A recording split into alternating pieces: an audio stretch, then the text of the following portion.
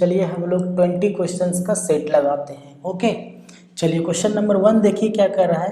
पहले आप लोग खुद से बनाइए, फिर नहीं बने तब सॉल्यूशन को देखना है, या फिर इजी सॉल्यूशन देखना है तो आप देख सकते हैं। क्या बोल रहा है कि ए और बी एक व्यापार में 3:2 के अनुपात में निवेश करते हैं। ठीक है, माना कुल लाभ का 5% चैरिटी को दे दिया गया। ठीक है, 5% चैरिटी को दे दिया गया। अगर ए का हिस्सा 855 है, किसका, तो याद रखिएगा ए का हिस्सा 855 है, तो कुल लाभ क्या होगा। तो एक बात ध्यान रखिएगा, जिस रेशियो में, जिस अनुपात में निवेश करता है उसी रेशियो में लाभ का विभाजन भी होता है। अच्छा, तो 3:2 के अनुपात में निवेश करते हैं। ठीक है, तो मान लेते हैं कि कुल प्रॉफिट अगर x रुपीज रहा होगा। ओके, कोई प्रॉब्लम नहीं है। अब देखिए 5% जो वो चैरिटी को दे दिया गया होगा, तो बचा कितना, बंटने के लिए 95% बचा। अच्छा, इनटू, अब देखिए इसमें से ए का हिस्सा क्या होगा, तो किस रेशियो में बट रहा है, 3:2 के रेशियो में बट रहा है। ठीक है, 3:2 के रेशियो में बट रहा है, तो ए का हिस्सा कितना होगा, ए का हिस्सा हो जाएगा 3/5। इतना तो पता ही है। ये किसके बराबर हो जाएगा, 855। यहाँ से सॉल्व कर लीजिए। 5 19 टाइम्स कट गया, ये फिर क्या हो जाएगा 19 4 जा, फिर हो जाएगा आपका 19 5 जा, 3 15 टाइम्स कट गया, तो देयरफॉर x बराबर कितना हो जाएगा 1500। इसका मतलब क्या हो गया, टोटल लाभ कितना रहा होगा 1500। तो बी इज करेक्ट आंसर। और ऐसे भी देख रहे हैं कि बी आंसर आना चाहिए। अब देखिए ध्यान दीजिएगा, आप इसको चाहे तो दूसरे फॉर्म से भी बना सकते हैं, कोई प्रॉब्लम नहीं। देखिए क्या करते हैं, कुल हिस्सा चाहिए ना, तो 855 रुपया है। ठीक है, अब ध्यान दीजिएगा, इसको अगर हम x ना माने तो क्या कर सकते हैं 855। ठीक है, ये क्या हुआ, अगर a का हिस्सा 855 है, कोई प्रॉब्लम नहीं है, तो a का हिस्सा अगर 55 है तो a का हिस्सा कितना रहा होगा 3। इसका मतलब 3 पार्ट के बराबर है ये, कितना, तो टोटल कितना रहा होगा 5। ओके, क्योंकि 3 हिस्से के बराबर है ये, तो टोटल जो लाभ हो रहा होगा, दैट मीन्स चैरिटी के बांटने से पहले वो कितना रहा होगा, इंटू 5 कर दिए। फिर देखिए अब 5% चैरिटी को दे दिया गया होगा, तो ये टोटल कितना परसेंट के बराबर होगा, 95% के बराबर। टोटल लाभ कितना होगा 100%। यहाँ से सॉल्व कर दीजिए, फिर भी आपका आंसर उतना ही आएगा। देखिए 5 19 टाइम्स, 19 45 टाइम्स, 3 15 टाइम्स, आ गया हमारा 1500 आंसर। ओके, चलिए फिर देखते हैं नेक्स्ट क्वेश्चन को। क्वेश्चन नंबर 2, पहले आप खुद से प्रयास कीजिए। बोल रहे हैं कि यदि किसी भिन्न का अंश 12% बढ़ा दिया जाए, ठीक है, एवं हर 2% घटा दिया जाए, तो भिन्न का मान 6/7 हो जाता है, तो मूल्य भिन्न क्या होगा। तो देखिए याद रखिएगा, मूल्य भिन्न निकालने के लिए इसके शॉर्टकट की बात करते हैं हम। शॉर्टकट निकालने के लिए क्या करते हैं हम, ठीक है, घटाने के बाद कितना हो गया 6/7 हो जाता है। अब देखिए भिन्न का अंश 12% से बढ़ाया जाता है। अंश को कितना परसेंट से बढ़ाते हैं, 12% से बढ़ाते हैं। देख रहे हैं ना, अंश कितना परसेंट से बढ़ रहा है हमारा 12% से। तो जब अंश 12% से बढ़ेगा तो हम लोगों को यहाँ पर लिखना है 112%। अंश बढ़ रहा है तो लिखेंगे हर में, और हर 2% से घट जा रहा है तो लिखेंगे अंश में। जब 2% से घट जाएगा तो क्या हो जाएगा 98। अब इसको सॉल्व कर देते हैं, तो ये हो जाएगा 17 14 टाइम्स, फिर यहाँ से कितना हो जाएगा 14 आपका 7 टाइम्स, तो क्या हो जाएगा 6 फिर कट रहा होगा, नहीं 8 टाइम्स होगा ये। ठीक है, फिर 2 3 जा, 2 4 जा, कितना आ गया आपका आंसर 3/4। ठीक है, ये एक शॉर्टकट सॉल्यूशन है। क्या बोले हम कि अगर निकालना हो तो भिन्न का मान कितना हो जा रहा है 6/7 हो जा रहा है, तो 6/7 कर देना है। अंश कितना से बढ़ा 12%, तो लिखना कहाँ है हर में। ठीक है, हर कितना से बढ़ा 2% से घटा, तो लिखना कहाँ है अंश में, फिर सॉल्व कर देना। या दूसरा उपाय चाहते हैं तो दूसरा क्या है, अगर ट्रेडिशनल वे देखें तो हमारा अंश और हर रहा होगा x/y। अंश कितना परसेंट से बढ़ा 12% से, तो यहाँ पर हो जाएगा इसका 112%। ठीक है, बाय। अब देखिए हर क्या हुआ 2% से घटा, तो क्या हो जाएगा इसका 98%। ये किसके बराबर रहा होगा, ये रहा होगा हमारा 6/7 के बराबर। फिर सॉल्व करेंगे तो 100 कैंसिल हो जाएगा। अब x/y निकालेंगे तो 6/7 में ये 98 यही गुना होगा और ये 112 यही गुना होगा। फिर सॉल्व करेंगे तो वही आंसर हो जाएगा हमारा 3/4। ओके, फिर देखते हैं क्वेश्चन नंबर 3 को। बोल रहा है कि 60 किलोमीटर प्रति घंटा की दर से गतिमान 750 मीटर लंबी रेलगाड़ी एक सिग्नल पोस्ट को पार करने में कितना समय लगेगा। तो एक बात याद रखिएगा, सिग्नल पोस्ट मतलब ये हो गया। ठीक है। रेलगाड़ी मतलब ये हो गया छुक छुक जो चलती है आपकी, अभी तो बंद चल रही है, कोई बात नहीं है। जब रेलगाड़ी चलते चलते यहाँ तक पहुंचेगी तो देखिए क्या होगा सिचुएशन। तो रेलगाड़ी यहाँ हो गया, पार जब करेगा ये रेलगाड़ी तो क्या होगा, यहाँ से चल करके यहाँ तक आ जाएगा। अब ये रेलगाड़ी आपका पार हो गया, इसको हम दूसरे कलर से बना दे रहे हैं, ये रेलगाड़ी आपका पार हो गया। तो पार करने में कितना डिस्टेंस ट्रेवल किया, ये जो डिस्टेंस ट्रेवल हुआ है यही डिस्टेंस तो यहाँ भी ट्रेवल हुआ है, क्योंकि देखिए धीरे धीरे धीरे धीरे धीरे धीरे आगे बढ़ा, ये पार्ट धीरे धीरे क्या होगा, ये ऐसा है, ये धीरे धीरे धीरे धीरे धीरे धीरे धीरे धीरे आगे बढ़ जाएगा। ठीक है। तो जब कोई सिग्नल को पार करता है तो अपने गाड़ी के लंबाई के बराबर डिस्टेंस ट्रेवल होता है। ठीक है। तो पूछ रहा है कितना समय लगेगा, तो टाइम क्या होता है, speed by velocity, speed sorry distance by velocity होता है। ठीक है। डी बाई वी ऐसे भी लिखते हैं हम लोग। तो डिस्टेंस कितना है, 60 किलोमीटर। ठीक है, 60 किलोमीटर प्रति घंटा की दर से। ठीक है। तो अच्छा ये तो स्पीड है हमारा, 750 मीटर लंबी रेलगाड़ी है, तो क्या इतना हो जाएगा, ये 750 बाय 60 किलोमीटर प्रति आवर है, तो 60 इंटू मीटर पर सेकंड में बदलने के लिए क्या करेंगे, 15 बाय 18। अब इसको सॉल्व कर देना है हम लोगों को, बात समझ में आया। 750 इंटू 18 बाय 60 इंटू 5, फिर सॉल्व करेंगे, एक शून्य का 6 3 जा और 5 25 टाइम्स, तो कितना हो जाएगा आपका हो जाएगा, नहीं 25 टाइम्स नहीं 15 टाइम्स हो जाएगा, कितना हो जाएगा 45 सेकेंड। तो आंसर हो जाएगा आपका सी। तो एक बात याद रखिएगा, जब किसी सिग्नल को पार करता है, जब किसी सिग्नल को पार करता है तब डिस्टेंस बाय टाइम होगा। डिस्टेंस किसका होगा, रेलगाड़ी का, रेल बाय टाइम। जब किसी पुल को पार करे, किसको पार करे, किसी पुल को पार करे, तब टाइम क्या होता है, सॉरी डिस्टेंस बाय वेलोसिटी होगा, टाइम इक्वल्स टू, अगर किसी पुल को पार करे तब टाइम क्या होगा, distance of rail plus bridge, मतलब पुल बाय वेलोसिटी, ये होता है। ठीक है, याद रखिएगा। चलिए फिर देखते हैं नेक्स्ट। बोल रहा है कि 3 कार की चाल 2:3:4 के अनुपात में समान दूरी तय करने में इन कारों द्वारा लिए गए समय में क्रमशः अनुपात होगा। अच्छा देखिए, दूरी कितना तय कर रहा है, समान। अगर समान दूरी तय करे, अगर समान दूरी तय करे तो जो चाल है उसका व्युत्क्रम किसका रेशियो होगा, टाइम का रेशियो होगा। तो टाइम का रेशियो क्या हो जाएगा, इसका व्युत्क्रम 1/2:1/3:1/4। अब सॉल्व करना है, इसको रेशियो में चेंज करना है, तो सब में इसका एलसीएम कितना हो जाएगा, 12 में सबसे गुना कर दीजिए, तो 6:4:3, तो आंसर हो जाएगा आपका सी।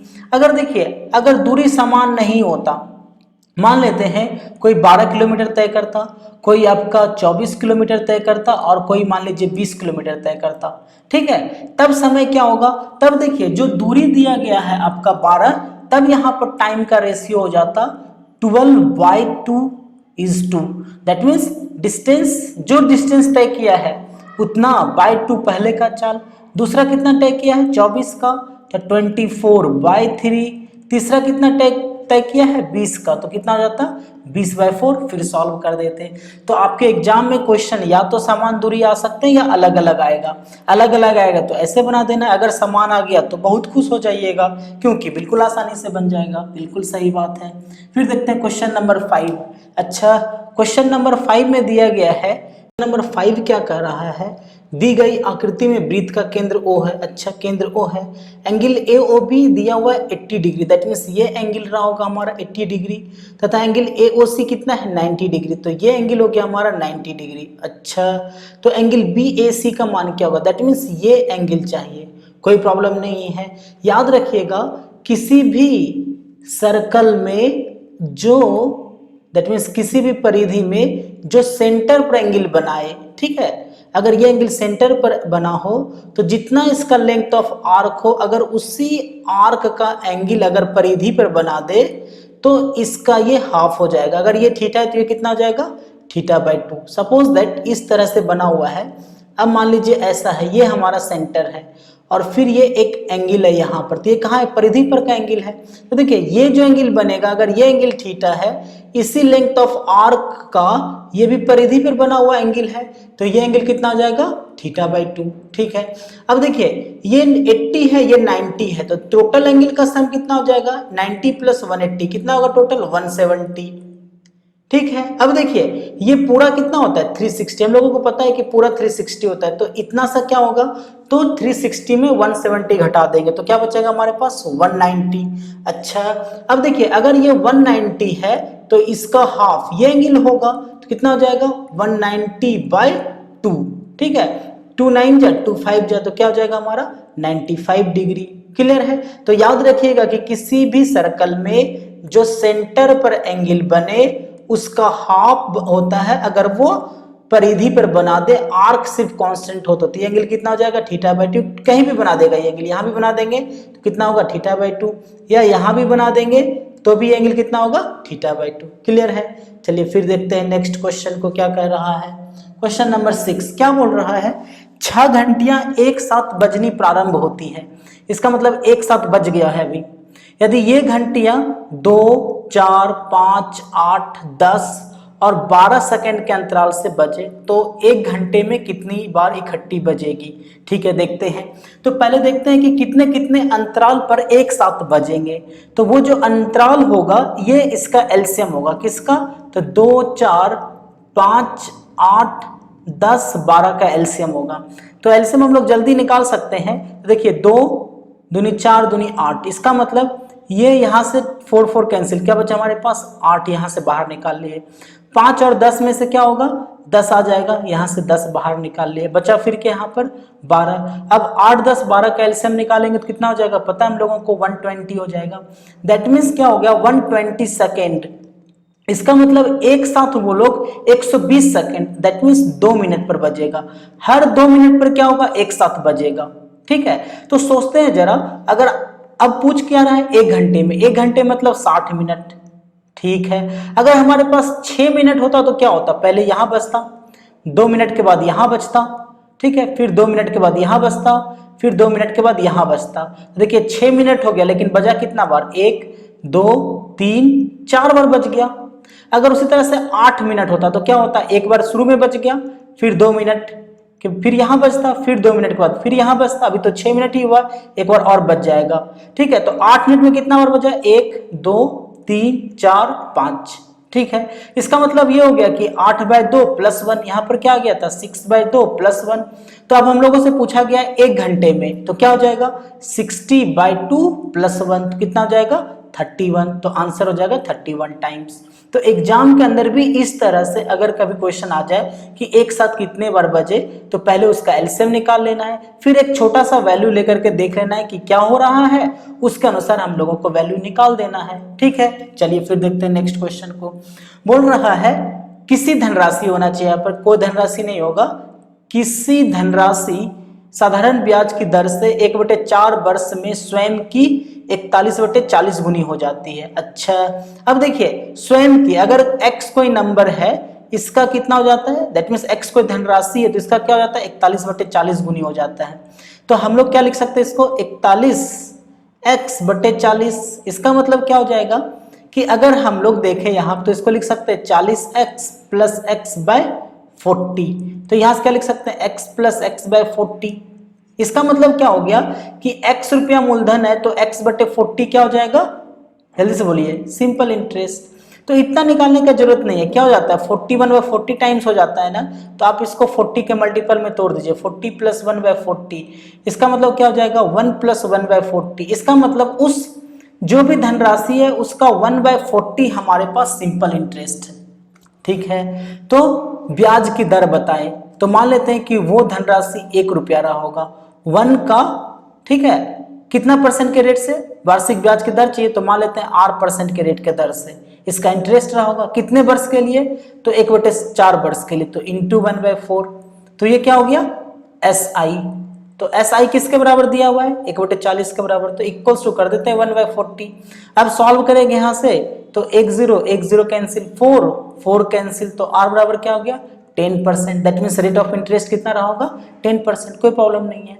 अगर इससे भी थोड़ा प्रॉब्लम हो रहा है तो आप ऐसा मान लीजिए कि प्रिंसिपल रहा होगा x रुपया, अमाउंट क्या हो गया 41x/40। ठीक है। चूंकि 41/40 रुपया हो जाता है, इसका मतलब ये आपका मूलधन रहा होगा, ये क्या हो गया आपका मिश्र धन हो गया हमारा, कोई प्रॉब्लम नहीं है। तो ब्याज क्या रहा होगा, तो ब्याज रहा होगा हमारा मिश्रधन माइनस मूलधन, ठीक है। 41x/40 माइनस एक्स, सॉल्व करेंगे तो क्या हो जाएगा x/40। अब हम लोगों को रेट परसेंट चाहिए, तो रेट परसेंट क्या होता है, ब्याज गुना 100 बटे मूलधन गुना टाइम, टाइम क्या है 1/4 वर्ष दिया हुआ है। अगर ये मंथ में रहता तो सोचते कुछ और तरीका होता, लेकिन वर्ष दिया है तो कोई प्रॉब्लम नहीं, बाय 1/4। अब सॉल्व करेंगे तो ये आ जाएगा हमारे पास 10%, तो आंसर हो गया 10%। या तो आप इससे बना लीजिए या तो आप इससे बना लीजिए, जिसमें आप खुश हैं और जिससे सवाल आपसे बने, ठीक है। बोल रहे हैं श्याम एक काम को 15 दिन में पूरा कर सकता है, ठीक है, कोई प्रॉब्लम नहीं है। श्याम जी हमारे 15 दिन में पूरा करेंगे, ओके। अमित काम करने में श्याम से 50% अधिक कुशल है, ठीक है, तो कैपेसिटी की बात कर रहा है। अमित जी जो है श्याम से 50% अधिक कुशल है, तो श्याम से 150% के बराबर है, कैपेसिटी की बात कर रहे हैं। तो A/S कितना हो गया आपका 3/2, दैट मीन्स ये कैपेसिटी का रेशियो है। तो अमित बटे श्याम के कैपेसिटी का रेशियो 3:2 है, तो कैपेसिटी के जस्ट अपोजिट ये हमका किसका रेशियो है, क्षमता की रेशियो है। क्षमता के जस्ट अपोजिट होता है दिन का रेशियो, ठीक है। तो कैपेसिटी का रेशियो कितना हो गया 3:2, तो इसका मतलब कितना दिन लगाएगा, तो दिन लगाने का अनुपात होगा 2:3। अच्छा, अब दिया हुआ है श्याम जी हमारे 15 दिन लगाते हैं, तो इसको जब 15 बनाएंगे तो ऊपर क्या हो जाएगा 10/15। इसका मतलब अमित जी कितना दिन में करेंगे, अमित जी 10 दिन में करेंगे, ठीक है। याद रखिएगा क्षमता का व्युत्क्रम जस्ट रेसिप्रोकल किसका रेशियो हो जाएगा, दिन का, तो दिन का व्युत्क्रम किसके बराबर हो जाएगा, क्षमता के बराबर हो जाएगा, कोई प्रॉब्लम नहीं है, ठीक है। चलिए फिर देखते हैं आगे। बोल रहा है अगर आप चाहें तो इस सवाल को एक और तरीका से बना सकते हैं, क्या बता दें क्या, चलिए बता देते हैं, ताकि आप एग्जाम में आपसे छूटे नहीं सवाल। देखिए श्याम जी को पकड़ते हैं, श्याम जी इस एक काम को कितना दिन में करता है, 15 दिन में। अमित जी के बारे में नहीं पता है, ठीक है, तो हम मान लेते हैं कि काम जो है 15 यूनिट ही रहा होगा। कितना यूनिट काम रहा होगा, 15 यूनिट। अब देखिए श्याम एक दिन में कितना यूनिट करेगा, तब तो एक दिन में 1 यूनिट करेगा, ठीक है। तो अमित जी कितना करेंगे, अमित जी तो इससे 50% अधिक कुशल है, तो एक दिन में ये कितना करेगा, एक का 150% कर देगा। इसका मतलब क्या हो जाएगा 3/2 यूनिट करेगा, कितना दिन में, एक दिन में। अब देखिए एक दिन में 3/2 यूनिट करेगा, तो 15 यूनिट करने में कितना दिन लगाएगा, तो 15/3/2 सॉल्व करेंगे तो कितना हो जाएगा 10 डेज। इससे भी सोच सकते हैं आप, तो आंसर हो गया हमारा 10 डेज। आप किस तरह से सोच सकते हैं दैट डिपेंड्स ऑन यू, ठीक है। आप जितना अच्छा हो सके जिस वे में सोच सकते हैं उस वे में लेकर के सवाल को जा सकते हैं, कोई प्रॉब्लम नहीं है। चलिए आगे बढ़ते हैं। अभी देखिए इसको बनाने का और भी तरीका हो सकता है, इसको बनाने के और भी तरीके हम, लेकिन आपको कंफ्यूज नहीं करना चाहेंगे कि आप किस तरीके को लेके चले, आप इसको लेके चले या इसको लेके चले, जितने तरीका ले सकते हैं। तो फिर जब हम लोग सिखाएंगे टाइम एंड वर्क को, तो वहां पर बहुत सारे तरीका डिस्कस करेंगे आपके साथ में हम, ठीक है। चलिए फिर देखते हैं क्वेश्चन नंबर 9। बोल रहे हैं एक वृत्त की त्रिज्या में वृद्धि इस प्रकार होती है कि उसकी परिधि में 10% की वृद्धि होती है। तो याद रखिएगा जितना परसेंट रेडियस में वृद्धि होगा उतना ही प्रतिशत परिधि में वृद्धि होता है, या फिर उल्टा बोल सकते हैं जितना प्रतिशत परिधि में वृद्धि होगा उतना ही प्रतिशत रेडियस में भी वृद्धि होता है, ठीक है। चलिए अब देखिए एक वृत्त की त्रिज्या में वृद्धि इस प्रकार होती है कि उसकी परिधि में 10% की वृद्धि होती है। तब हम लोगों को पता चल गया, अच्छा परिधि में 10% वृद्धि है तो रेडियस में भी क्या रहा होगा, रेडियस में भी 10% का वृद्धि होता है। अब वृत्त का क्षेत्रफल चाहिए, तो वृत्त का क्षेत्रफल क्या होता है पाई स्क्वायर, तो इसको पाई इंटू आर, जब मल्टीप्लीकेशन में है तब ना, जब मल्टीप्लीकेशन में हो तब यहाँ पर फॉर्मूला क्या होगा, एक फॉर्मूला होता है x + y + 100 फॉलो होता है। दैट मीन्स इसमें अब देखिए इसमें भी 10% इसमें भी 10%, दोनों सेम है। जब दोनों सेम है तो रेडियस में जो वृद्धि होगा हमारा पाई स्क्वायर है, तो ये कितना हो गया पाई आर स्क्वायर को क्या लिख सकते हैं, सॉरी पाई स्क्वायर को लिख सकते हैं पाई आर इंटू आर। इसमें भी 10% का वृद्धि, इसमें भी 10% का वृद्धि। आप ए बी वाला भी फॉर्मूला पढ़े होंगे कि a + b + ab/100% में, जस्ट यहाँ भी वही फॉर्मूला काम करेगा। क्या हो जाएगा 10 + 10 + 10 × 10/100। सॉल्व करेंगे तो क्या हो जाएगा 21% हमारा आंसर हो जाएगा, ठीक है। एक बात हमेशा याद रखिएगा जितना परसेंट रेडियस में चेंज उतना ही परिधि में, या जितना परिधि में उतना ही परसेंट रेडियस में चेंज होगा, ऑलवेज ये हमेशा होता है। ओके, फिर देखते हैं क्वेश्चन नंबर 10 को क्या कर रहा है। बोल रहा है कि दो संख्याओं का HCF तथा एलसीएम 12 और 14 है, यदि एक संख्या 36 और दूसरी संख्या क्या होगा। ये तो फॉर्मूला ही है। सेकेंड नंबर क्या होगा, HCF into LCM by first number. Okay, अगर हम लोगों को चाहिए था कि HCF क्या होगा, तब क्या होता है उस कंडीशन में, first number into second number by LCM होगा।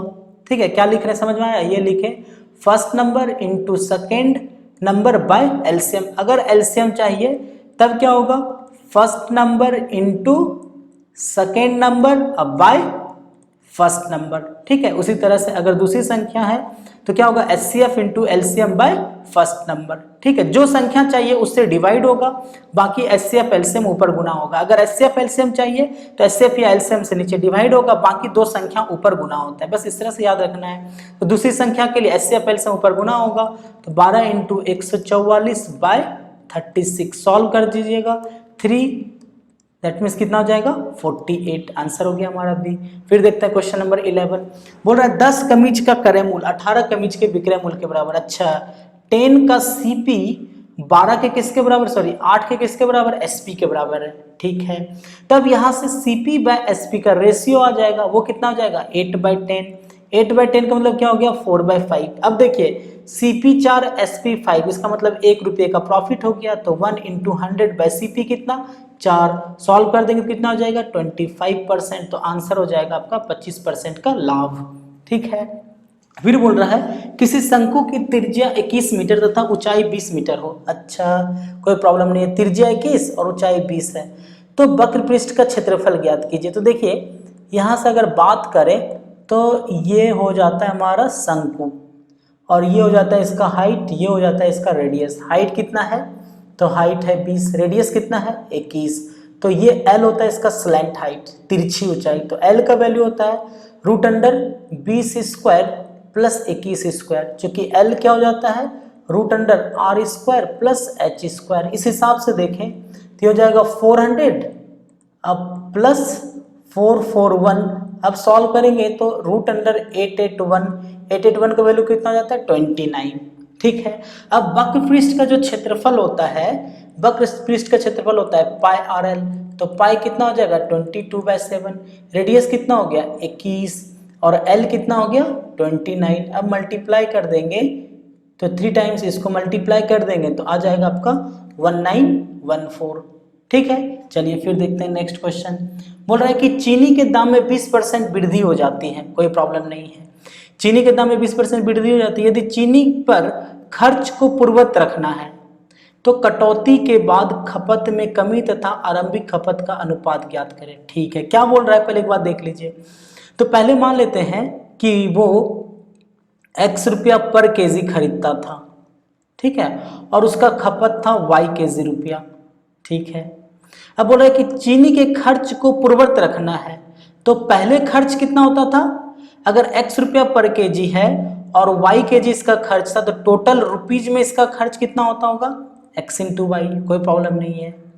बोल रहे हैं अब कि चीनी के दाम में 20% की वृद्धि हो जाती है। अगर न्यू कंडीशन की बात करें, न्यू सिचुएशन की बात करें, तो न्यू कंडीशन में जो प्राइस होगा वो 20% की वृद्धि हो जाता है, तो प्राइस क्या हो जाएगा X का 120% पर केजी। ओके, ठीक है, अब खपत करना पड़ेगा, कुछ ना कुछ वो खर्च में खपत करता है, तो मान लेते हैं Y माइनस जेड कर देता है उसका खर्च, दैट मीन्स जेड केजी खपत में कमी है।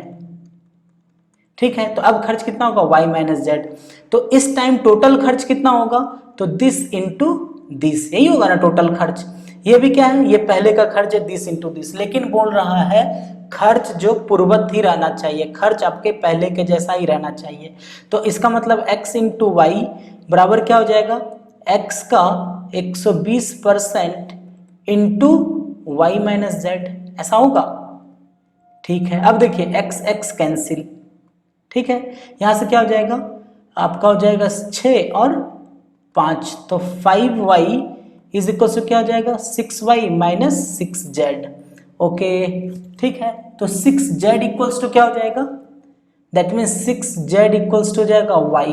अब देखिए बोल रहा है तो आरंभिक खपत, ठीक है, तो कटौती के बाद खपत में कमी, खपत में कमी, तो कमी कितना हुआ था Z, तथा आरंभिक खपत का अनुपात चाहिए। आरंभिक खपत कितना था x, यानी कि हम लोगों को Z/x चाहिए, ठीक है, सॉरी आरंभिक खपत तो y था ना, खपत तो y था, यानी कि Z/y चाहिए। x तो इसका रुपया था, कॉस्ट था, हम लोगों को खपत चाहिए तो Z/y चाहिए, तो Z/y, तो Z/y क्या हो जाएगा 1/6, तो आंसर क्या हो जाएगा 1:6, ठीक है। इसको हम लोग शॉर्टकट भी बना सकते हैं, बिल्कुल इजीली चाहे तो शॉर्टकट को बना सकते हैं, लेकिन अभी आप इसी चीज़ को लेके फॉलो कीजिए। जब बात करेंगे कभी परसेंटेज की, तो इसमें हम लोग बात करेंगे तो दूसरे प्रोसेस को देखेंगे, ठीक है। चलिए देखते हैं फिर क्वेश्चन नंबर 14 को। बोल रहे हैं कि 19 छात्रों की एक कक्षा में औसत आयु 15 वर्ष है, ठीक है। 19 छात्रों की एक कक्षा में औसत आयु कितना है 15 वर्ष, तो टोटल कितना होगा उसका आयु, तो 39 इंटू 15 होगा। बोल रहे हैं कि यदि अध्यापक की आयु भी जोड़ दिया जाए, ठीक है, तो न्यू कंडीशन की बात करते हैं। अगर अध्यापक की आयु जोड़ देंगे तो टोटल कितना हो जाएगा 40 लोग हो जाएंगे, और औसत आयु में 3 माह की वृद्धि हो जाती है, 3 माह बढ़ जाती है। तो अब देखिए, अब उसका टोटल आयु क्या हो जाएगा 14 इंटू 15 प्लस 3/12, क्यों, क्योंकि मंथ है यहाँ पर, तो हम लोगों को ईयर में चेंज करना पड़ेगा। क्योंकि हम लोगों को पता है एवरेज क्या, औसत इंटू कुल संख्या, औसत इंटू कुल संख्या जो होता है वो क्या देता है, उसका योग दे देता है, टोटल दे देता है। तो टोटल पहले आयु कितना 39 इंटू 15, न्यू कंडीशन में क्या हो जाएगा 40, चूंकि अब अध्यापक जोड़ देंगे तो 40 हो जाएंगे, और 3 माह बढ़ गया तो 3/12। अब अध्यापक का अगर एज चाहिए तो दिस दैट मीन्स न्यू वाला में पुराना वाला क्या कर देंगे, माइनस कर देंगे, ठीक है। न्यू वाले में पुराने वाले को माइनस कर देंगे तो किसका एज आ जाएगा, अध्यापक का। तो 40 इंटू 15 प्लस 3/12 अब माइनस 39 इंटू 15। अब देखिए इतना मल्टीप्लाई नहीं करना, सॉल्व कर दें अगर जल्दी से, अगर हम लोग यहाँ से तो देखें तो 15 आ जाएगा कॉमन, इससे इससे तो क्या बचेगा 40 माइनस 39, अब प्लस जब ये इसके साथ मल्टीप्लाई होगा तो ये 3 4 जा, तो ये क्या हो जाएगा 10, तो कितना हो गया 50 प्लस 10 दैट मीन्स कितना हो जाएगा 25 ईयर्स आंसर, ठीक है। फिर देखते हैं नेक्स्ट क्वेश्चन नंबर 15। बोल रहे हैं कि एक व्यक्ति एक निश्चित दूरी तक जाने तथा आने में नियत चाल 80 किलोमीटर पर घंटे का उपयोग करता है, तो कुल यात्रा में औसत चाल बताएं। अब देखिए ये साफ बोल ही दिया है कि नियत चाल है 80 किलोमीटर पर आवर, तो इसका मतलब क्या हो जाएगा कि औसत जब वो अपना स्पीड बढ़ाया ही घटाया ही नहीं, कुछ परिवर्तन ही नहीं किया, तो औसत चाल भी क्या रह जाएगा 80 किलोमीटर पर आवर ही रह जाएगा। एक तो यहां से सोच सकते हैं, या हम लोगों के पास औसत चाल का फॉर्मूला होता है कुल दूरी बाय कुल समय, ये होता है औसत दूरी। तब देखिए एक व्यक्ति एक निश्चित दूरी तक जाने तथा आने में नियत चाल 80 किलोमीटर पर आवर रखा, ठीक है। तो मान लेते हैं कि x किलोमीटर है डिस्टेंस, तो गया और आया, तो कुल दूरी कितना हो गया 2x बाय कुल समय की बात करें तो गया भी 80 से और आया भी 80 में, तो टोटल डिस्टेंस 2x है और सेम स्पीड से गया है, तो कुल टाइम कितना होगा 2x बाय 80। यही सॉल्व करेंगे तो 2x इंटू 80 बाय 2x ही रहेगा, 2x कैंसिल, तो कितना हो जाएगा 80 ही, इसलिए आंसर आ गया 80 किलोमीटर पर आवर। और एक बात याद रखिएगा कि अगर कोई नियत चाल से चले, कांस्टेंट स्पीड से चले, घटाए या बढ़ाए नहीं, तो वही उसका औसत चाल हो जाता है, ठीक है। फिर देखिएगा बोल रहा है दो क्रमागत सम संख्या का लघुत्तम समावर्तक 144 है, ठीक है। तो संख्याएं ज्ञात करें। ये क्वेश्चन इसलिए दिए हैं ताकि आपको समझ में आए, हमेशा सॉल्यूशन नहीं करना है,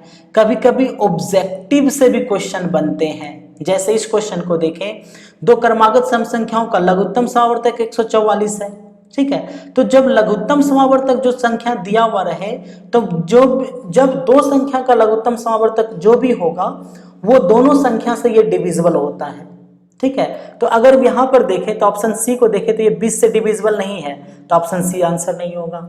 ऑप्शन डी की बात करें तो ये 22 से डिविजिबल नहीं है, है क्या? नहीं है, तो ये भी आंसर नहीं होगा।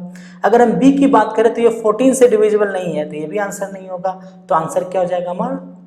ए। ठीक है, तो कभी कभी ऑप्शन से भी बना लेना है क्वेश्चन को, इसलिए हम इस क्वेश्चन को आपके सामने रखे हैं कि दो क्रमागत सम संख्याओं का लघुत्तम सम तक 144 है, तो वो दोनों संख्या से क्या होगा? डिविजिबल होगा। तो ये देख करके चेक कर लिया, इससे भी नहीं है, इससे भी नहीं है, इससे नहीं है, तो आंसर ये हो जाएगा हमारा। ठीक है, अब देखते हैं क्वेश्चन पाई चार्ट से है। ये बहुत ही, अगर पाई चार्ट दिया तो बिल्कुल आसान रहेगा और आप लोगों से बन जाएगा, सिर्फ समझना है क्या होता है नहीं होता है। तो अगर देखें पाई चार्ट के बारे में बोल रहे हैं कि एक व्यक्ति की आय नीचे दिए गए पाई चार्ट द्वारा दर्शाई गई है। अब देखिए जिसकी कुल आय 3,60,000 रुपया है। अब देखिए अगर कुल आय 3,60,000 रुपया है तो यहाँ से अगर कंपेयर करें तो ये एंगल कितना होता है हमारा? 360 डिग्री होता है। हम कलर चेंज कर ले रहे हैं, ये एंगल कितना होता है? 360 डिग्री होता है। ठीक है, तो इसका मतलब क्या हो जाएगा कि ये टोटल 360 डिग्री एंगल की बात कर रहा है। इसका मतलब 360 डिग्री जो है वो हमारा 3,60,000 के बराबर है। ठीक है, कोई प्रॉब्लम? दैट मीन्स यहां से हमारा डिग्री कंपेयर होगा, सवाल से दिया गया आई कंपेयर होगा। तो 1 डिग्री बराबर कितना हो जाएगा? तो 1 0 यहां से कैंसिल, 36 से 1 टाइम कट जाएगा, तो क्या हो गया? 1000। ठीक है, अब देखिए अब पूछा जा रहा है तो उसके दूसरे सप्ताह की आय ज्ञात करें। तो सेकेंड वीक का आय कितना है? 120 डिग्री के बराबर। तो यहां से 120 डिग्री बराबर कितना हो जाएगा? 1,20,000। तो आंसर हो गया हमारा बी नंबर कंप्लीट। ठीक है, तो ये हो गया question number 17 complete. Question number, अब देखिए 18, 19, 20 ये दिया गया हमारे पास 3 क्वेश्चन 18, 19, 20। इसके लिए हमारे पास निर्देश दिए गए हैं। बोल रहा है कि यह बार चार्ट इतिहास और भूगोल में 4 छात्र UVWXY के प्रतिशत अंक बताते हैं। यानी कि ये दिया गया जो अंक है ये प्रतिशत अंक है, याद रखिए कौन सा अंक है? प्रतिशत अंक है। ठीक है, बार चार्ट पर विचार करें और उस पर आधारित सवालों के जवाब दें। ठीक है, अब यहाँ पर ब्लैक वाला हिस्ट्री बता रहा है और ये जो है आपका दूसरा वाला जो ये ज्योग्राफी बता रहा है। ठीक है, हमारा तो भूगोल और इतिहास में प्राप्त कुल अंकों में के औसत और प्रतिशत में क्या अंतर? तो क्या बोल रहा है? भूगोल और इतिहास में प्राप्त कुल अंकों के औसत प्रतिशत। तो हम लोग पहले ये देख रख लेते हैं कि ज्योग्राफी में कितना है, ठीक है, और हिस्ट्री में कितना है। तो पहले हम हिस्ट्री की बात करते हैं। ब्लैक वाला हिस्ट्री है तो कितना हो जाएगा? 75, फिर 63, फिर 80 और फिर 72। ऐड करेंगे तो कितना हो जाएगा? 5 3 8 2 10, 1 7 1 8 8 6 14, 14 7 14 8 22 7 29, 290% टोटल है। ठीक है, अब इसकी एवरेज की बात करते हैं तो कितने हैं? 1 2 3 4। चूंकि औसत की बात कर रहा है तो औसत निकालने के लिए 290 में 4 से डिवाइड कर दें तो 4 7 28। ठीक है, तो 29, 4 दूनी 8, 4 पंचे 20, 7.25% है। अब ज्योग्राफी की बात करते हैं। ज्योग्राफी वाले की अगर स्थिति देखें तो क्या क्या है? पहले 80 है, ठीक है, फिर क्या है? 87 है, ओके, फिर क्या है? 70 है, ज्योग्राफी की बात कर रहे हैं। फिर कितना है? 75। सबको ऐड कर दे तो कितना हो जाएगा? 7 5 12, ओके, 8 1 16, ठीक है, और 7 7 14, 30 और 1 31, 312। इसका एवरेज क्या होगा? 312/4, 4 7 28, 3 4 8 32। तो इसका एवरेज हो गया 7.8%। ठीक है, तो हम लोगों को पूछा जा रहा है कि अंतर क्या है। तो 78 माइनस 72.5 कितना हो जाएगा? 5.5%। आंसर हो गया हमारा डी। अब बोल रहे हैं कि सभी छात्रों द्वारा इतिहास में प्राप्त प्रतिशत अंकों का औसत क्या है। तो हम लोग निकाले थे हिस्ट्री में जो प्राप्त किए थे उसका प्रतिशत कितना था? औसत प्रतिशत 72.5%। तो आंसर हो जाएगा सी। अब बोल रहे हैं कि दोनों विषयों में सबसे अधिक संयुक्त प्रतिशत अंक किसके हैं। ठीक है, दोनों विषयों में सबसे अधिक, तो दोनों विषय में तो दोनों को जोड़ देते हैं तो कितना हो जाएगा? 8 7 15, 155 आ रहा है इसमें दोनों विषय में। यहाँ कितना होगा? 7 3 10, 8 6 14 1 15, 150 आ रहा है। यहाँ जोड़ेंगे तो कितना हो जाएगा? 150 हो जाएगा। 5 2 7 7 7 14, 147 आ रहा है। तो सबसे अधिक किसका है? 155। दैट मीन्स आंसर क्या हो जाएगा हमारा? यू। तो आंसर हो जाएगा हमारा यहाँ से डी। ठीक है, चलिए फिर कल मिलते हैं 20 क्वेश्चन के सेट के साथ। बनाते रहिए, जो नहीं बने किसी तरह का कोई भी प्रॉब्लम हो तो आप हमें कमेंट करके बता सकते हैं। मिलते हैं फिर नेक्स्ट वीडियो में। पढ़ते रहिए, खुश रहिए, बाय बाय।